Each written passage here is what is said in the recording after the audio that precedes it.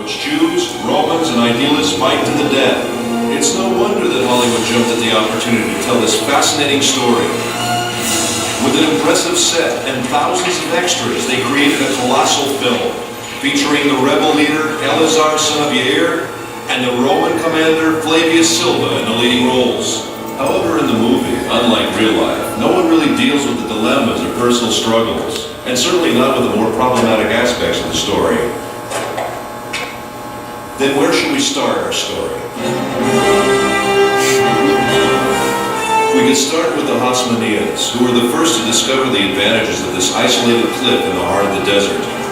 Or we could start at the end, with a dramatic project of the Masada excavations, with isreal, the head of the excavation team, who would stand on the mountain and read Josephus Flavius' description of the account, and everyone around him could actually hear the echoes of the fighting. Or we could start the quest with King Herod. Herod, who ruled under the auspices of the Romans, built himself a magnificent fortress here on the mountain, which was to be his sanctuary in troubled times. And believe me, he really had troubles. Herod, like any other king, built his palaces to the highest standards of his day. One of them is this Western palace. Herod's architect was probably a short guy. Here he built himself a bathhouse, and he would put his lamp here and enter his bath.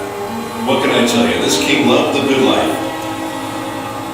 Until now, we spoke about Herod. It wasn't the splendor of Herod's style that made Masada what it is today. The year 66 AD, the Jews rebel against the Roman Empire.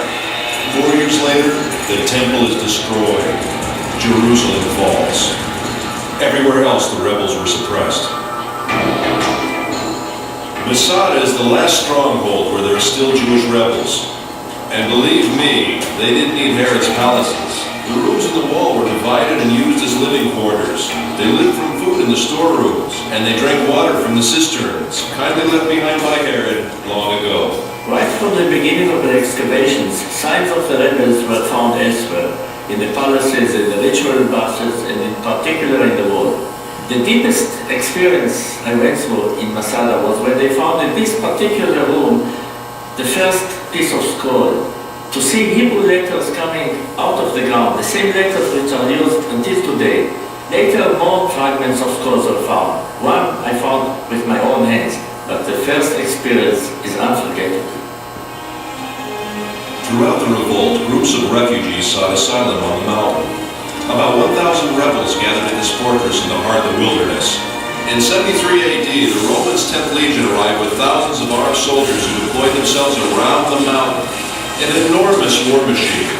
And the movies do it best, after the Romans, of course. The Romans built an attack ramp. The besieged rebels rolled stones down it. The Romans lift a tower to the top of the ramp, equipped with a battering ram to smash the wall. The besieged erect a wood and earthen wall to sustain the blows of the battering ram. The Romans burn it, but the wind almost burns their own tower. Then the wind veering as if by divine providence to the south, blowing with full force in the opposite direction, flung flames against the wall, which now was all ablaze. And in the evening, when the wall was burnt and breached, the Roman army returned to its camps, assured that the whole affair would be over by morning. But Eleazar had ideas of his own.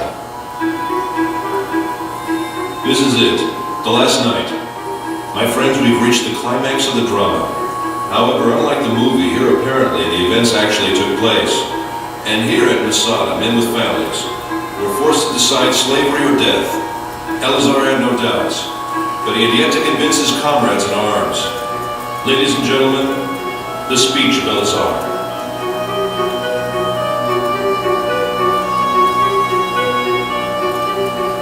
Oh, my loyal followers, the time has now come that obliges us to make that resolution true in practice. Let our wives die before they are abused, and our children before they have tasted slavery, and preserve ourselves in freedom as an excellent funeral monument for us, as we have preferred death before slavery. Once isreal was asked what was the most important artifact he found on Masada. Dozens of priceless objects were found here, he answered, but if I must point to one find, it would be these ostraka. These potsherds. These may be the lots I'm holding now. Potsherds on which the rebels wrote their names. 10 men who were chosen were the only ones who remained. Their equipment had already burnt, and each of them had already killed his wife and children. Then they drew the lots. Who would kill the 9th man and fall on his own sword? And in the morning the Romans arrived, and besides 2 women and a few children, everyone was dead.